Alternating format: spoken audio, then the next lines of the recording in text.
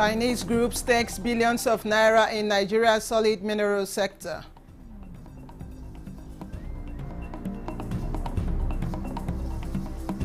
Minister of Finance and Coordinating Minister of the Economy Wale Edun craves for strategic harmonized trading in West and Central Africa. And Ministry of Interior sets 1st May 2025 for the takeoff of Nigeria's new e-visa policy.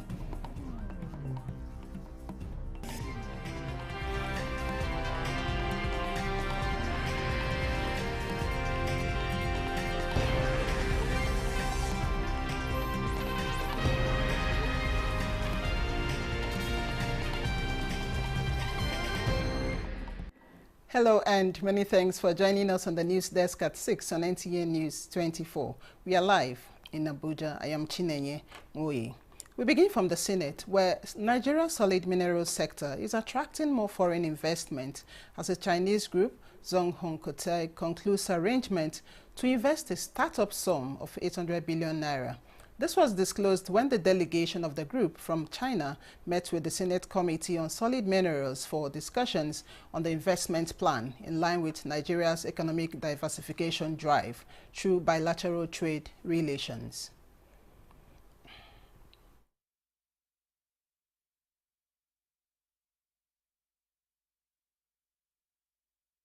The solid mineral sector is in the nearest future going to surpass the oil that Nigeria is depending on. We will appreciate if you can do value addition by setting up processing plants, particularly in Nasarawa and Kebbi, where we have solid minerals in abundance. Leader of the delegation, Sean Tuan, who spoke through an interpreter, said they are aligned with the laws of Nigeria as process for license acquisition have been done. He stated further that the second tranche of investment is worth $1 billion and hopes that the committee would assist the group as it navigates the solid minerals business environment. Meanwhile, the Chairman, House of Representatives Committee on Petroleum Resources Downstream, Ugochinyele Ikagwon, has expressed confidence in the ability of the new board of the Nigerian National Petroleum Company Limited, NNPCL, to deliver on its mandate. In a statement, the lawmakers commended President Tinubu for the choice of members of the board, while urging the new NNPCL's Group Chief Executive Officer, Bashir Bayo Ojulari, and his team to work at expanding the gains being recorded so far in the oil sector. The lawmaker assured that the House Committee on Petroleum Resources Downstream will ensure thorough oversight of industry activities to enable Nigerians reap the benefits of ongoing reforms carried out by the federal government in the sector. And to regional trade now, the Minister of Finance and Coordinating Minister of the Economy, Wale Edun, is advocating strategically harmonized trading activities in West and Central Africa to maximize the region's economic prospects. At the 4th Conference of World Customs Organization for West and Central Africa in Abuja, the minister pinpoints peer review mechanism as an approach that will help achieve the targets. Kunle Adeyeye reports. The West and Central Africa region is a market of 450 million people and a gross domestic product of more than $900 million. The intra-regional trade still accounts for 12% of the total trade in comparison with 60% in Europe and 40% in East Asia. Nigeria's finance minister gives a clue to bridging these economic gaps. Opportunities and challenges ahead. And customs are important in Nigeria. We not only have an unprecedented opportunity to boost intra-African trade, we have an urgent necessity to do so, given what is going on in terms of world trade. For the Comptroller General, Nigeria Customs Service, Adewale Adeniyi, customs administration in the region requires practical solutions, implementing technical aspects of the African Continental Free Trade Area Rules of Origin and other trade facilitation instruments and fragile borders. Establishing infrastructure for real-time information exchange, between customs administrations, focusing specifically on Nigerian Benin Republic interconnectivity as a model. The second project is a competency-based human resource management system, implementing the World Customs Organization framework for developing technical competencies amongst customs officers. The region is on course to achieve its economic quest, and we will not relent. Representative of the World Customs Organization sensitized regional representatives on the latest trends in international trade. Kunle Adeyeye, NTA News. A 5-day inter-brigade competition for the Nigerian Army personnel on the ranks of corporals and below is ongoing in Lokoja towards enhancing the combat readiness of the Army. Jacob Sani reports that this is the first time 12th Brigade Lokoja is hosting the event. His report is here presented. These soldiers are selected from the 2 divisions of the Nigerian Army after 6 months of rigorous training in the areas of skills and arms, map reading, combat swimming, endurance race, obstacle training and shouting competition among others in respective brigades and garrisons. This year's competition is organized at the divisional level with the primary goal of improving teamwork through involvement of organizational ability. The 2 divisions have been grouped into 6 to ensure maximum participation. It's an opportunity for you, the participants, to showcase your abilities, strengthen the bonds amongst you, and sharpen your skills, which will enable you to continue to contribute to the success of the Nigerian Army. As the Nigerian Army continues to professionalize its operations, training has become the emphasis to achieve success. The 2025 competition is unique as it provides for more participation of female soldiers. Fortunately, at this point in time, we have a Chief of Army Staff, Lieutenant General Olufemi Oluyede, who has made training a key objective in his command philosophy. There are 4 brigades in the competition with 2 Brigade Benin, the Brigade in Ilorin, Garrison in Ibadan, and the host 12th Brigade Lokoja. Nigeria's new e-visa policy is set to take effect on May 1st, but it is not just about dates and deadlines. It is about how 2 key ministries are working hand in hand to ensure a seamless rollout. Victor Azu reports that a meeting between Ministers of Interior and Aviation reflects a pattern that this administration is becoming known for. It wasn't just a courtesy call. It was a meeting of minds, Interior and Aviation coming together to put policy into action. From May 1st, Nigeria's new e-visa policy takes off. But that's not the headline. The real story is the collaboration behind the scenes. Minister of Interior Olubunmi Tunjojo is pushing for a smoother travel experience. The familiar landing and exit cards will now be automated and free. But travelers must still present them at entry and exit points. The landing and exit card will be filled online before you board and presented to airlines before you can be boarded. We have also agreed that the e-visa will make it easier for people to come into Nigeria while enhancing the security of our country. To make it work, he is knocking on the right doors. At the Aviation Ministry, he got a firm handshake and a firm commitment. Minister of Aviation and Aerospace, Festus Keyamo, is clear. Compliance isn't optional. Penalties await defaulters. Once it shows there that you have overstayed, the airline, by the protocol the NCA will give, will refuse to board you and refer you to immigration.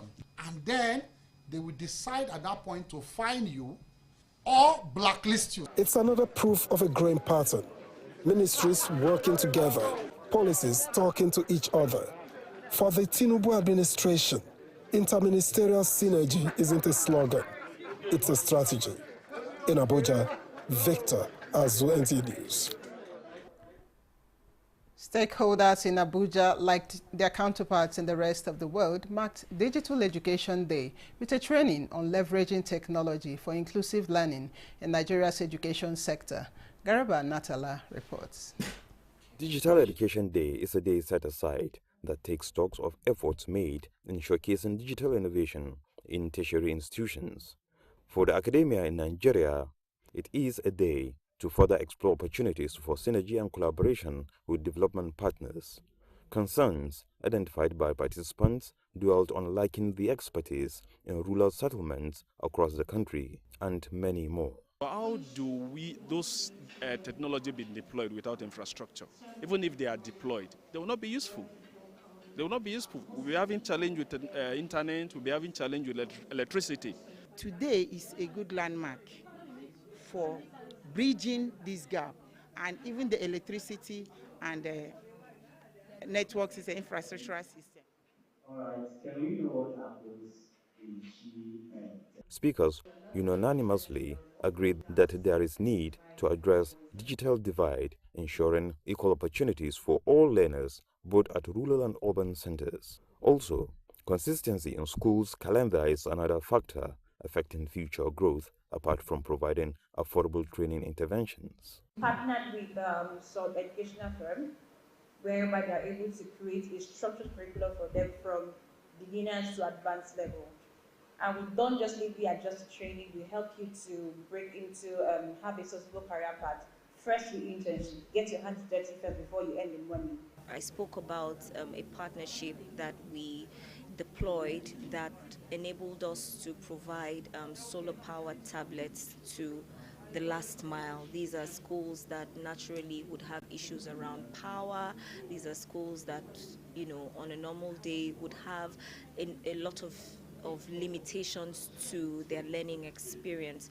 So we believe so much in the power of partnerships. At every point in time, we come together as stakeholders in education to look at the opportunities that digital learning brings and how much we can integrate quality access to education for everybody. With this, in a little small way, it's already creating an impact. Participants are emphatic that enhancing learning outcomes through innovative digital solutions and teaching methods will build an equitable and resilient education system across the country. In Abuja, Garaba Muhammad Atala, NTA News. This is the news desk at 6 on NTA News 24. We'll take a break here. There will be more reports when we return this day. Celebrate Ramadan with Bafi and enjoy up to 40% off on selected products from living room, dining room, bedroom, and royal sets. Pay less, save more, and refresh your home for iftar gatherings and cherished moments with family and friends. Visit our showrooms in Abuja, Lagos, Kano, and Enugu, or shop online to enjoy our exclusive Ramadan sale. Let's make this Ramadan unforgettable.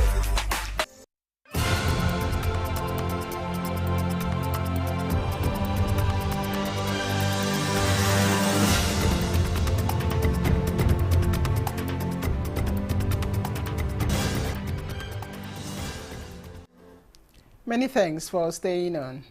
Provision of groundwater resources in human settlements in Nigeria is on course for effective management as national and international stakeholders in charge of this essential sector converge on Abuja to set up regulatory frameworks. Ayodeji Makinde reports.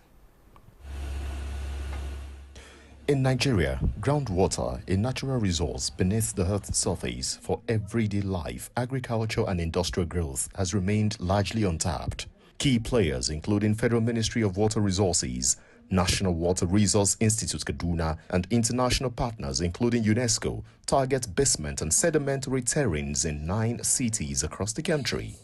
Therefore, I asked these two leaders of thoughts on how the workshop resonates with the common man, national development and food security. Its recharge is different from rivers, the surface water that you will see annually. Some take years before they are recharged. So a sudden drop in rainfall pattern where you have dry season and drought, that sudden drops will not be noticed in the groundwater system. They need to establish the various tools that are quite important, the regulatory framework, so that where you have, for example, like livestock, groundwater will be made available and conducive, especially for them in terms of their nutrients with water and, of course, the production of most of their grasses and pastures that they require for their development. One of the key milestones to emerge from this workshop is agreeing on project ideas that would focus on groundwater quality. These hydrogeologists and other experts aim to safeguard this everyday need of man and align with the national priorities of the Renewed Hope Agenda and National Development Plan. Nigeria is reaffirming its commitment to meeting United Nations agenda on ensuring healthy lives and promoting well-being for all through a purposeful investment in the country's health sector and reducing out-of-pocket health expenditure of citizens. Chairman, National Population Commission, Nasiri Isakwara, who was speaking on Nigeria's social development progress at the 58th session of the Commission on Population and Development, CPD, in the United States, called for more commitment among member nations. With countries still striving towards implementation, the 2030 UN Agenda, Nasiri Isa pinpoints how Nigerian government is prioritizing social developments through national policies and programs. Health outcomes for our population. We have expanded access to primary health care services through the Basic Health Care Provision Fund, which prioritizes maternal and child health and routine immunization and disease prevention. The National Health Insurance Authority Act, recently enacted, aims to ensure equitable health financing and coverage for all Nigerians. The Commission on Population and Development, CPD, is a platform the United Nations General Assembly gives to member countries to share national experience and also to strengthen cooperation. The National Productivity Center says it has fully integrated emotional intelligence in its training programs to enable workers cope with difficult and frustrating situations in the workplace. Joseph Hussein reports that this is part of the ongoing capacity building program for human resources management staff of the center in Abuja. In every organization, the Human Resources Department is the first point of contact and connection. For many, the attitude displayed by the human resource person creates a good or bad impression and serves as encouragement or discouragement not only to the staff, but also outsiders. Because people will get frustrated along the line over certain things, about leave, about promotion, about posting and all that. So it is the Human Resource Department that can, with emotional intelligence, can douse the tension and help the person rediscover themselves and prepare appropriately for the next round of promotions. The significant impact of the human resources person in improving productivity is what informed this training with the theme, capacity building for improved performance of all human resources management staff of the National Productivity Center. The human resource professionals are not only expected to manage personnel effectively, but also to drive talent acquisition, employee development, performance management, and workplace culture. Develop skills in workforce planning, recruitment, employee engagement, performance management, and HR analytics. 3, foster a culture of continuous improvement and professional development within HRM. And 4, ensure HRM staff are equipped to handle emerging challenges. Other key features of the training include understanding of the Code of Ethics in Public Service and Federal Civil Service Strategy and Implementation Plan 2021 to 2025. In Abuja, Joseph Otsen, NTA News. As the world over continues to grapple with varying economic and socio-cultural challenges, there are individuals, in this case the women, poised with a resolve to providing succor and relief to those in need. And it was for this reason the Fabulous Moms organization paid a courtesy visit on the management of NTA News 24 to solicit partnership for their many humanitarian and charitable causes.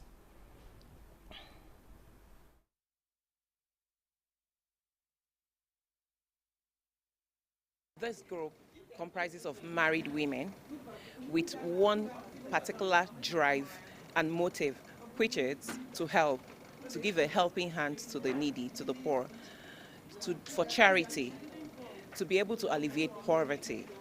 And with the choice of married women, we want responsible people. We want people of like minds. We want people that are devoted. We want people that will have one particular motive, so that we'll be able to achieve our set goals. Moms Organization is a non-governmental organization with the aim of providing relief to vulnerable groups, particularly women and children. Traditional rulers are advocating well-defined roles in the Constitution as a bill proposing constitutional recognition scales second reading. On NTA's Good Morning Nigeria, Senators Simon Lalong and traditional rulers from various communities discussed this development, highlighting the need for clarity on their roles. Ekemini Williams reports. The Nigerian Senate has taken a significant step towards defining the roles of traditional rulers in the country, with a bill proposing the establishment of the National Council for Traditional Rulers passing its second reading. This proposed legislation aims to confer specific constitutional roles on monarchs and community leaders. Senator Simon Lalong, sponsor of the bill proposing constitutional roles for traditional rulers, believe their primary focus should be on security. However, traditional rulers on the program suggest that clearly defining and itemizing their roles in the Constitution would provide a framework for their involvement in governance, potentially enhancing their effectiveness. The traditional institutions are not part of the security architecture in terms of members of the Security Council is worrisome on its own. That shouldn't be the case. These are issues that I also believe should be well defined by the Constitution under the shadow that will clearly define the functions, the composition, and the membership of the Traditional Rulers Council. Whatever are things that were envisaged are going to be conflict will also be addressed before the end of the constitutional amendment. Traditional rulers are calling for empowerment beyond advisory roles, suggesting they be equipped with resources to serve as first responders to crises in their communities.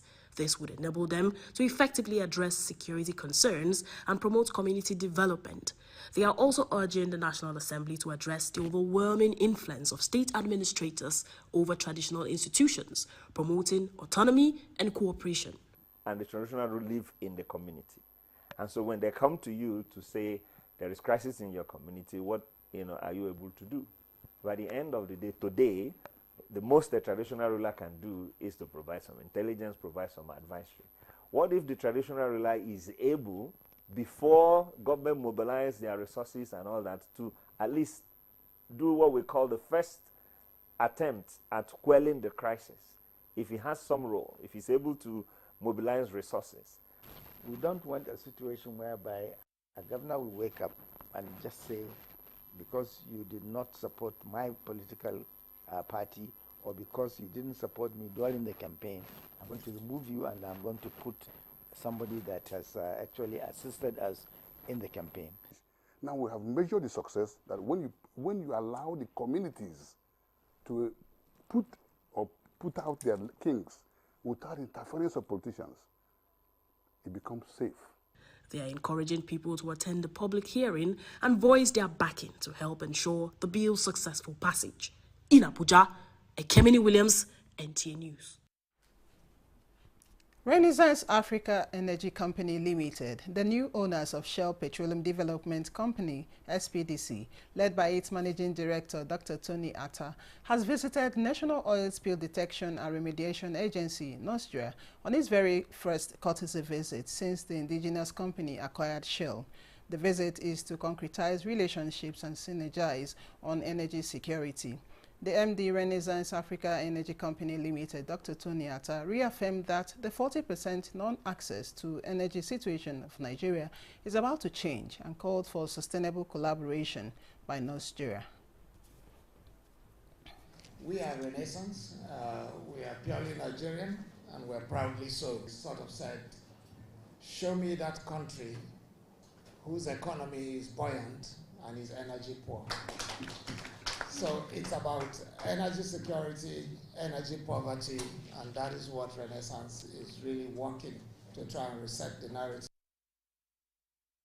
The team, DG Nigeria Dr. Chukwuemeka Woke, advised the new team to eliminate sources of third-party interference, as well as expedite actions towards handling outstanding cleanups to avoid hiccups on production activities and shut down. And that concludes the news desk at 6 on NTA News 24. Many thanks for watching. I am Chinenye Moye.